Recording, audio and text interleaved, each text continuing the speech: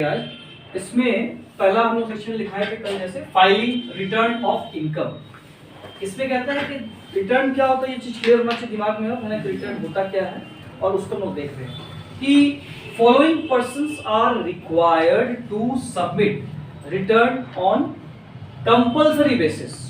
ये जो लोगों का नाम हम यहाँ लिख रहे हैं नीचे में, they are required to file return on compulsory basis. अब ये जो नियम जो है ये केवल रेसिडेंट के लिए नहीं बल्कि नॉन रेसिडेंट के लिए भी एप्लीकेबल होता है। ठीक, resident as well as non resident both are liable to file the return of income in these cases on compulsory basis. जैसे पहला बताया गया, कंपनी या फर्म उसका इनकम कुछ भी हो, व्हाटएवर इनकम, इवन की लॉस भी होगा तो they are required to file return of income. Further अगर कोई पर्सन है other than individual, HUF, AOP, BOI, ठीक है, फर्म, आर्टिकल पर्सन, इनको भी रिक्वायर्स है, इनको भी सबमिट करना पड़ेगा अपना रिटर्न ऑफ इनकम अगर एग्जेम्पशन लिमिट से एक्सीड करता है।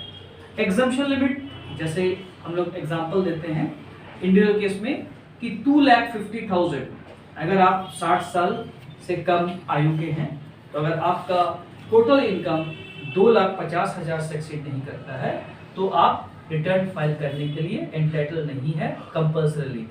अगर आप 60 इयर्स या उससे अधिक है लेकिन 80 इयर्स से कम है तो आपका 3 लाख रुपया तक अगर इनकम है तो you are not required to file return of income. And 80 साल या उससे ज्यादा है आपकी एज तो 5 लाख रुपया तक आपका अगर इनकम है तो आप लायबल नहीं है। ठीक है, ये ओल्ड रेजिम के अंदर आपका चला आ रहा है, इसको एग्जम्पशन लिमिट हम लोग कहते हैं।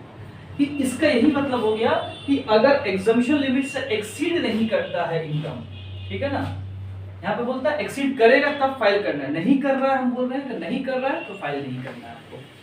फर्दर तीसरा जो पॉइंट है उसको समझिएगा कि a resident person but other than not ordinary resident. अब ये resident and ordinary, resident but not ordinary, ये हम लोग चैप्टर 2 में पढ़ते हैं, residential status and tax incidence. खाली अभी नाम ध्यान रखिए कि रेसिडेंट होगा लेकिन नॉट ऑर्डिनरी नहीं होना चाहिए, मतलब रेसिडेंट एंड ऑर्डिनरी रेसिडेंट अगर होगा तो उस केस में वो जिसको कि रिक्वायर नहीं है रिटर्न फाइल करना किसी और मतलब प्रोविजंस के आधार पर सेक्शन 139 सबसेक्शन 1 में, लेकिन अगर किसी भी समय प्रीवियस ईयर में वो कोई एसेट्स होल्ड करता है एज अ बेनिफिशियल ओनर, जैसे कि मान लीजिए कि मेरा एसेट्स है और उसमें हम बेनिफिट के रूप में कि भाई नॉमिनी करते हैं ना, नॉमिनी के रूप में कि भाई शीतल को इसका बेनिफिशियल ओनर माना जाए मेरे अवर्तमान में, तो such type of person who is a beneficial holder of any asset या financial interest in any entity।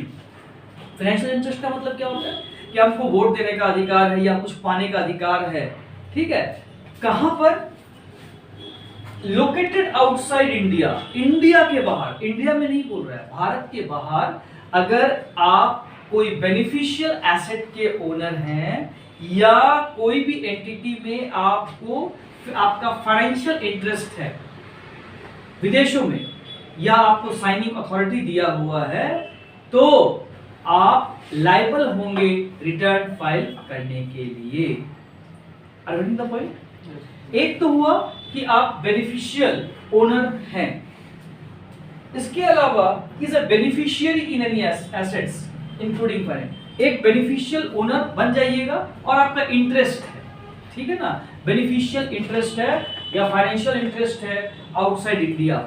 ठीक, तो इन दोनों केस में यहाँ पर एसेट्स का बात नहीं बोला गया है ना, बाकी केस के अंदर आपका पहला वाला पॉइंट में एसेट्स का बात। तो मूल बात यही है कि अगर आप नॉट ऑर्डिनरी रेसिडेंट नहीं है, ठीक है ना, यहाँ बोला कि but not ordinary resident other than not ordinary, आप ROR हैं और आपका विदेश में किसी प्रकार का इंटरेस्ट है, फाइनेंशियल इंटरेस्ट है या कोई एसेट्स में इंटरेस्ट है, तो in spite of the fact कि आपका इनकम क्या है उससे कोई मतलब नहीं है, आप लायबल होंगे रिटर्न फाइल करने के लिए। The point. तो ये 3 चीज बताया गया है इसमें जो आपको हम यहाँ पर लिखे हैं। ठीक, इस करना सेक्शन 139 सब सेक्शन 1 में कंपनी के केस में बताए है ना, कंपनी या फर्म एंड ऑल दैट। आगे देखिए जो बता रहा है कि कोई भी इंडिविजुअल एचयूएफ, एओपी, बीओआई या कोई भी आर्टिफिशियल जुडिशियल पर्सन हो, ठीक है, जो बिना एग्जेम्पशन क्लेम या डिडक्शन क्लेम किए हुए सेक्शन 10 का 10A 10BA डिफरेंट सेक्शंस दिया हुआ है, या 54 का जो भी आपका डिडक्शंस होता है उसको क्लेम किए हुए बगैर अगर किसी भी individual AOP, BOI, artificial judicial person ये लोग का इनकम एक्सीड करता है एग्जेम्पशन लिमिट से, तो they are required to file return of income. Next is कि अगर आप देखिए जैसे नॉर्मली अभी तक हम लोग क्या देखे कि इनकम होने पर आप रिटर्न फाइल करते हैं, लेकिन जो अगला पॉइंट्स हम बता रहे हैं आपको उसमें ये बताया गया है कि आप प्रीवियस ईयर में क्या इनकम किए इससे फर्क नहीं, लेकिन अगर जो नियम बताया गया, रूल्स बताया गया, इसमें पॉइंट्स बताया गया है, उसमें अगर आप एक्सपेंडिचर कर रहे हैं या पैसा रख रहे हैं तो आपको रिटर्न फाइल करना पड़ेगा।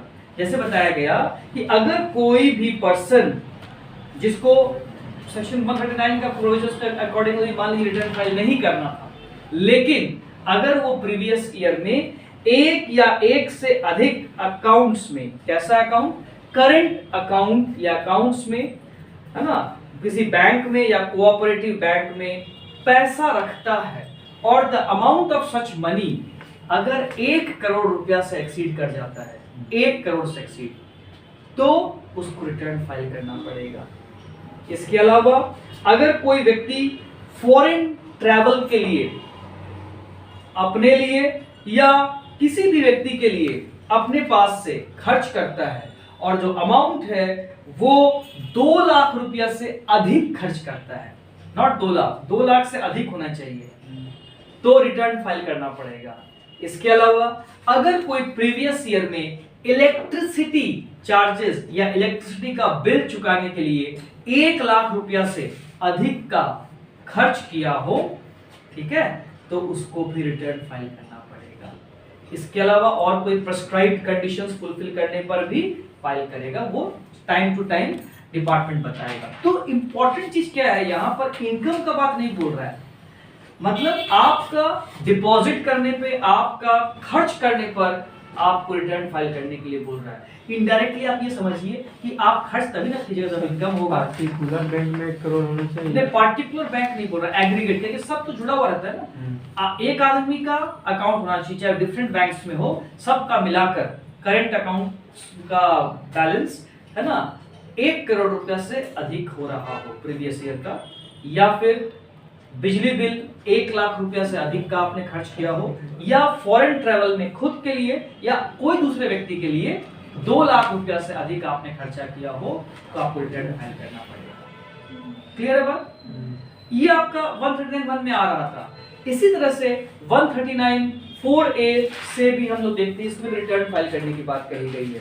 तो 139 सबसेक्शन 4(a) में बताया गया कि filing of return of income by A charitable trust, जो भी चैरिटेबल या रिलीजियस पर्पस के लिए कोई भी ट्रस्ट बना हुआ है और उसको कैरी करता है, उससे इनकम रिसीव करता है। तो इनकम रिसीव करता है अगर वो इनकम बिना सेक्शन 11 और 12 में कुछ एग्जम्पशंस बताया गया है फॉर चैरिटेबल ट्रस्ट्स, तो उस एग्जम्पशंस को लिए बगैर अगर चैरिटेबल ट्रस्ट का इनकम एग्जम्पशन लिमिट से एक्सीड करता है, तो यहाँ बार बार एग्जम्पशन लिमिट की बात कही जा रही है, तो आप यहाँ ध्यान रखिएगा फॉर द असेसमेंट ईयर 22-23 2,50,000 रुपया इज द एग्जम्पशन लिमिट, इसके लिए भी, ठीक है, चैरिटेबल ट्रस्ट के लिए भी उससे एक्सीड करता है without claiming the exemption under section 11 और 12, तो they are required to file return of income under section 139 subsection 4(a). ठीक, 139 सबसेक्शन 4(b) में बोला गया कि अगर कोई पॉलिटिकल पार्टी है, वो अगर कोई इनकम रिसीव कर रही है, तो अगर उसका इनकम सेक्शन 13(a) का एग्जेम्पशन क्लेम करने के पहले जो एग्जम्पशन लिमिट है उसको एक्सीड कर गया, again the same limit, exemption limit है ना, हाँ, उसको एक्सीड कर गया, तो चीफ एग्जीक्यूटिव ऑफिसर जो है पॉलिटिकल पार्टी का, he or she will be liable to furnish return of income under section 139 subsection 4B। And the point. Similar fashion में 139 4C में बोलता है कि अगर कोई साइंटिफिक रिसर्च एसोसिएशन है, अगर इसका इनकम हो रहा है और इसमें बेसिकली कुछ एग्जम्पशंस होते हैं सेक्शन 10 के, सेक्शन 10 का एग्जम्पशन क्लेम करने के पहले अगर उनका इनकम एग्जम्पशन लिमिट से एक्सीड कर गया तो again they will be required to file return of income. ठीक, ऐसे ही 139 4D में कहता है कि return of income of universities और कॉलेजेस, जो भी यूनिवर्सिटीज है या कॉलेजेस है इनको भी रिटर्न फाइल करना पड़ेगा। इसमें यहां पर बोल रहा है कि केवल इनकम का अमाउंट कुछ भी हो, यहां लिमिट की बात नहीं की गई है, इनके लिए इनकम कुछ भी हो, इवन की लॉस भी हो, तो रिटर्न फाइल करना पड़ेगा। ठीक है, इसमें लिमिट की बात नहीं की गई है।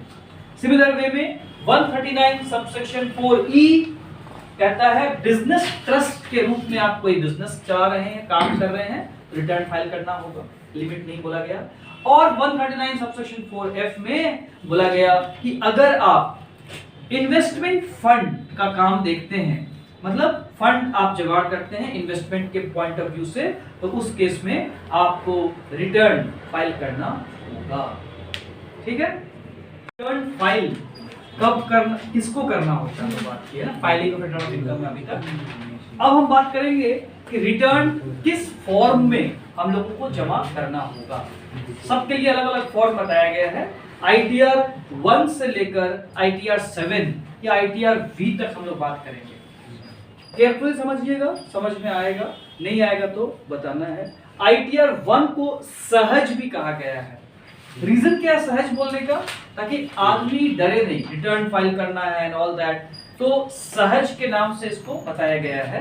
किसके लिए है, तो बोला इंडिविजुअल के लिए है, केवल इंडिविजुअल जो पर्सन है उसके लिए, जो रेसिडेंट एंड ऑर्डिनरी रेसिडेंट है भारत का, उसके लिए है।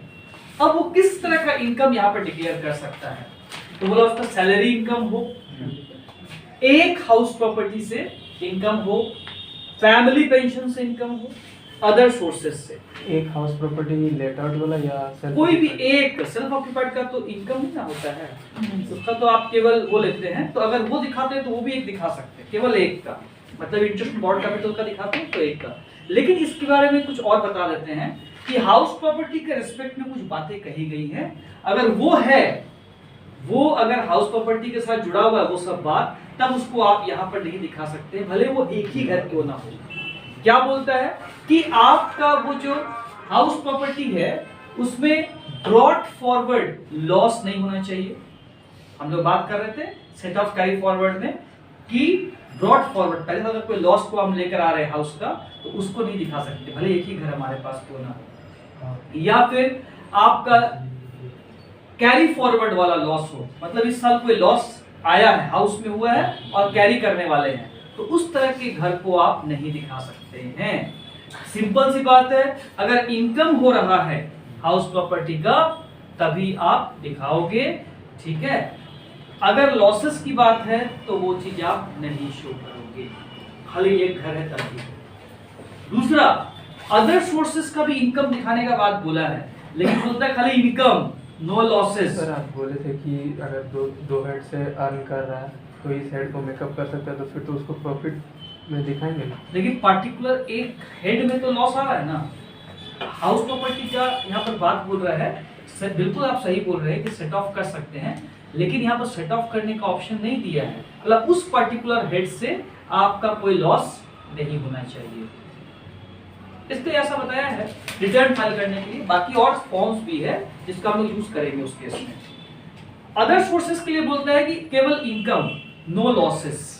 ठीक, अब इसमें भी बोल रहा है अदर सोर्सेस में कि आपका जो अदर सोर्सेस का इनकम कुछ भी हो, लेकिन अगर आपका विनिंग फ्रॉम लॉटरी है ना, या रेस हॉर्सेस से कोई इनकम है, तो उस तरह का इनकम अगर अदर सोर्सेस में है तो आप वो अदर सोर्स का इनकम को यहाँ पर नहीं डिस्क्लोज करेंगे। कहने का मतलब अदर सोर्स के बारे में 2-3 बात दिमाग में रखना है। पहला, लॉस फ्रॉम अदर सोर्सेस आप नहीं दिखा सकते। दूसरा, इनकम फ्रॉम अदर सोर्सेस नजर आएगा, लेकिन उसमें भी इनकम या विनिंग फ्रॉम लॉटरीज और इनकम फ्रॉम रेस हॉर्सेस नहीं होना चाहिए। अगर वो है तो फिर ये फॉर्म का यूज नहीं कर पाएंगे।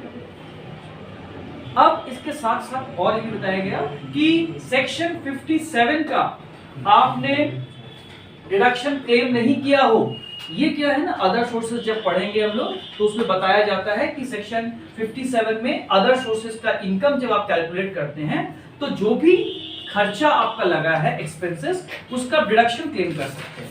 तो सेक्शन 57 का अगर आप डिडक्शन क्लेम कर लिया है, ठीक है, तो यहाँ पर अदर सोर्सेस में, तो फिर वो इनकम अदर सोर्सेस का यहाँ नहीं दिखाइएगा। लेकिन एक हम लोग को एक्सेप्शन दे दिया कि फैमिली पेंशन, ठीक है, ये भी अदर सोर्सेस का ही पार्ट होता है। अगर फैमिली पेंशन का आप इनकम ले रहे हैं तो उसमें भी आपको डिडक्शन मिलता है 1/3 और 15,000 रुपया, whichever is lower। तो वो आप केवल डिडक्शन ले सकते हैं, 57 में ही बताया गया है, और लेकर दिखा सकते हैं। इसके अलावा और कोई तरह का डिडक्शन जो 57 में बताया होगा अदर सोर्सेस के रिस्पेक्ट में, अगर आप वो लेते हैं तो आप फिर उस अदर सोर्स का इनकम को यहाँ नहीं दिखा सकते। I am repeating again the entire thing कि ITR 1 किसको फाइल करना है, तो इंडिविजुअल जो रेसिडेंट एंड ऑर्डिनरी रेसिडेंट होता है। क्या होता है हम चर्चा करेंगे। जिसका इनकम सैलरी से हो सकता है, फैमिली पेंशन से, एक घर से या अदर सोर्सेस से, और ये टोटल इनकम 50 लाख से आपका एक्सीड नहीं कर रहा हो तो आप ITR 1, इसको सहज बोलते हैं, उसका यूज कर सकते हैं रिटर्न फाइल करने के लिए। उसके साथ जो बातें जुड़ी हुई थी यही कि हाउस प्रॉपर्टी में कोई तरह का लॉसेस, ब्रॉट फॉरवर्ड लॉसेस या कैरी फॉरवर्ड लॉस का चक्कर रहेगा तो वो यहाँ नहीं आएगा। अदर सोर्सेस में केवल इनकम होगा, लॉस नहीं दिखाएंगे। और अगर इनकम रेस हॉर्सेस से या विनिंग फ्रॉम लॉटरी से है तो उस तरह का इनकम होने पर भी अदर सोर्सेस का इनकम को ITR 1 में डिस्क्लोज नहीं करेंगे। Am I clear with this point? ITR 1 के बाद आता है बारी ITR 2 का। ITR एक्सीड किया तो फिर अदर हेड से आते हैं रिटर्न फॉर्म से। ITR 2 बोलता है कि इंडिविजुअल और HUF के लिए ये रिटर्न है, और इसमें आपका किसी भी हेड से इनकम हो, आप किसी भी हेड से इनकम हो आप उसको डिस्क्लोज कर सकते हैं, but except business profession. Business profession से केवल आपका नहीं होना चाहिए। आप कौन है, इंडिविजुअल या HUF। अब आपका सैलरी से रहे, हाउस प्रॉपर्टी से, कैपिटल गेन से, अदर सोर्सेस से, कैसा भी रहे, जो यहाँ रेस्ट्रिक्शन लगा था यहाँ कोई रेस्ट्रिक्शंस नहीं है। कितना भी 50 लाख से ऊपर रहे या लॉस का भी अमाउंट रहे, ब्रॉड फॉरवर्ड, ये विनिंग फ्रॉम लॉटरीज, कॉस्ट, कुछ भी रहे, एंटायर थिंग को आप ITR 2 में डिस्क्लोज कर सकते हैं।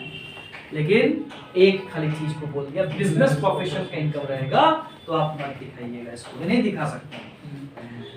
ठीक है, ITR 2 हो गया। ITR 3 भी इंडिविजुअल और HUF के लिए ही है, और इसका स्कोप बढ़ा दिया। ITR 3 में आप बिजनेस प्रोफेशन का इनकम को भी डिस्क्लोज कर सकते हैं। यहाँ लिखा हुआ सिर्फ यही है कि for individual HUF having income under business profession. तो ये मत कंफ्यूज रहिएगा कि केवल बिजनेस प्रोफेशन ही दिखाएंगे, सब इनकम दिखा सकते हैं, क्योंकि स्कोप बढ़ते जा रहा है। एक आदमी अलग अलग इनकम के लिए अलग अलग रिटर्न तो फाइल नहीं ना करेगा, तो इसका दायरा बढ़ते जा रहा है। तो जैसे यहाँ पर केवल इतना ही बात लिखा तो कंफ्यूज नहीं करेंगे कि केवल बिजनेस प्रोफेशन का इनकम ही दिखा रहे हैं। यहाँ पर हम salary, house property, business profession, capital gain, other sources, पांचों हेड का इनकम को डिस्क्लोज कर सकते हैं। ठीक है, ये तो बात हुई ITR 3 तक की। ठीक है, जिसमें ITR 1 में केवल इंडिविजुअल के लिए था, ITR 2 इंडिविजुअल एंड HUF के लिए है, ITR 3 भी इंडिविजुअल या HUF के लिए है। ठीक है, नाउ कम्स ITR 4 सुगम, कभी कभी इसको ITR 4S भी कहते हैं। ये इंडिविजुअल, HUF, फर्म कैसा फर्म बता रहा है, यहाँ पर बता रहा है रेजिडेंट फर्म, लेकिन इसमें एलएलपी को नहीं लिया गया। एलएलपी मतलब लिमिटेड लायबिलिटी पार्टनरशिप। तो अगर ये इनकम डिराइव करते हैं by using the provisions of 44 AD, ADA and 44 AE, ये होता है प्रिजम्पटिव बेसिस पर इनकम डिक्लेयर करना, अनुमान के आधार पर। कैसे करते हैं तो चर्चा करेंगे इसका, खाली अभी ध्यान रखिए कि अनुमान के आधार पर इनकम डिक्लेयर करने की बात कही गई है ना, बिजनेस इनकम डिक्लेयर करने की बात। अगर कोई इस प्रकार का प्रोविजंस 44 AD का, ADA, AE का यूज करता है और इनकम डिराइव करके उसको डिस्क्लोज करता है, तो वो ITR 4S में डिस्क्लोज करेगा, नॉट ITR 3। ये बात कहा गया है, ठीक है। यहां तक तो बात हुई इंडिविजुअल HUF की। अब आ रहे हैं ITR 5 में, जो फर्म कैसा भी, नॉन रेजिडेंट फर्म हो या कैसा भी हो, फर्म हो गया, AOP हो गया, BOI के लिए है, वो लोग अपना इनकम डिस्क्लोज करेगा। ITR 6 जो है कंपनीज के लिए है, लेकिन वैसी कंपनी नहीं आएगी जो सेक्शन 11 का एग्जम्पशन क्लेम करती है। सेक्शन 11 का एग्जम्पशन कौन क्लेम करता है, तो हमने बताया था अभी कुछ देर पहले ही आपको, चैरिटेबल या रिलीजियस पर्पसेस के लिए कोई कंपनी बनी है और वो अगर क्लेम कर रही है, एग्जम्पशन क्लेम करती है, एग्जम्पशन क्लेम कर रही है, तो फिर वो रिटर्न फाइल यहां पे नहीं करेगी, ठीक है। मतलब 1 ITR 6 में रिटर्न फाइल नहीं होगा। हम लोग अभी बात किए हैं चैरिटेबल पर्पस का, 139 आई थिंक 4B में है क्या, पेपर कंफर्म कर लीजिए, 4A में है, ठीक है ना, सबसेक्शन 4A में बात की है। तो अगर वहां पे लिखा हुआ था claiming exemption of section 11 and 12, तो अगर ऐसी कोई कंपनी बनी हुई है जो चैरिटेबल पर्पस के लिए एग्जम्पशन क्लेम करती है, तो वो यहाँ पर डिस्क्लोज नहीं करेगी अपना इनकम, तो ITR 6 में नहीं करेगी। तो भाई कहाँ जाएगी, तो घबराना नहीं है, उसके लिए ITR 7 है। ITR 7 किसके लिए है, for persons including companies required to file returns under section 139 4A 4B 4C 4D, इसके लिए यहाँ पर दिया हुआ है। ये आपको पूरा सिलसिलेवार बता दिया गया। और ITR V आजकल क्या है, इलेक्ट्रॉनिक हम लोग फाइल करते हैं, मैनुअली भी करने का बात है, इलेक्ट्रॉनिकली। तो जहां पर आप इलेक्ट्रॉनिकली रिटर्न फाइल करते हैं, तो उस केस में क्या होता है कि बहुतों के पास डिजिटल सिग्नेचर नहीं रहता है, DSC बनता है, हर किसी के पास नहीं रहेगा, लेकिन हम लोग फाइल तो कर सकते हैं। तो क्या होता है कि जो भी आपने रिटर्न फाइल किया इलेक्ट्रॉनिकली, उसका एक्नॉलेजमेंट आएगा ITR V के रूप में, और उसमें आपको सिग्नेचर करके उसका जो कॉपी है ITR V जो आया, कोई भी फॉर्म आप ITR 1 2 3 4 जो भी आपका है, उसको आप भर दिए, उसका एक्नॉलेजमेंट के रूप में वो आया। क्योंकि आपके पास DSC नहीं है, आपको मैनुअली साइन करके उसको सेंट्रल प्रोसेसिंग सेंटर बेंगलुरु को भेजना होता है, ठीक है, with in 120 days of filing return of income. इस प्रकार का जो एक्नॉलेजमेंट निकलता है वो ITR V कहलाता है, ठीक है। तो this is all about the filing of return of